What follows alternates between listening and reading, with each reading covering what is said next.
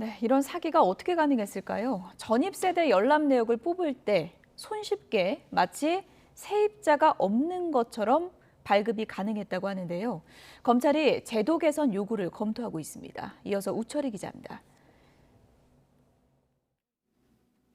갭 투자를 통한 담보대출 사기로 8억 원 가까이 챙긴 A씨의 범행은 전입세대 열람 내역서 덕분에 가능했습니다. 임대차 계약이나 대출 과정에서 세입자 등 누가 실제로 살고 있는지 확인하는 용도로 주로 쓰이는데 집 주인이나 세입자가 직접 주민센터에 가서 발급받아야 합니다. 그런데 검찰 수사를 통해 발급 과정에 큰 구멍이 있다는 사실이 확인됐습니다. 정확한 주소와 조금만 다르게 발급을 신청하면 발급되지 않는 게 아니라 집 주인이나 세입자가 버젓이 거주하고 있어도 빈집인 것처럼 기재되는 겁니다. 저와 후배 기자가 직접 주민센터에 와서 살고 있는 집의 전입세대 열람 내역서를 떼봤습니다. 한 글자를 덧붙이거나 집원 주소로 발급받을 경우 세대주가 존재하지 않음이라는 내역서가 나오게 됩니다.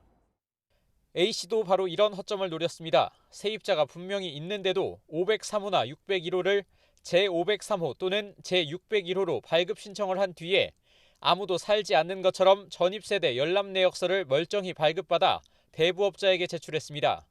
세입자가 있을 경우 집이 경매에 넘어가는 등 잘못되면 대부업자나 금융기관이 최우선적으로 돈을 받을 수 없어 대출이 잘 나오지 않기 때문에 이런 신종 사기 수법으로 더 많은 대출을 받아낼 수 있었습니다.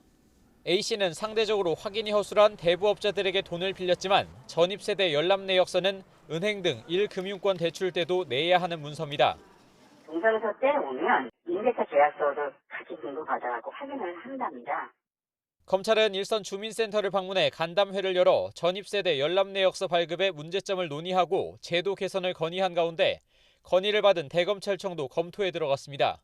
큰 문제점은 해당 주소의 세대주가 존재하지 않으므로 마치 전입세대가 없는 것처럼 표기되는 부분입니다. 등록되지 않은 주소지라는 식으로 수정하여 서민 피해를 예방해야 할.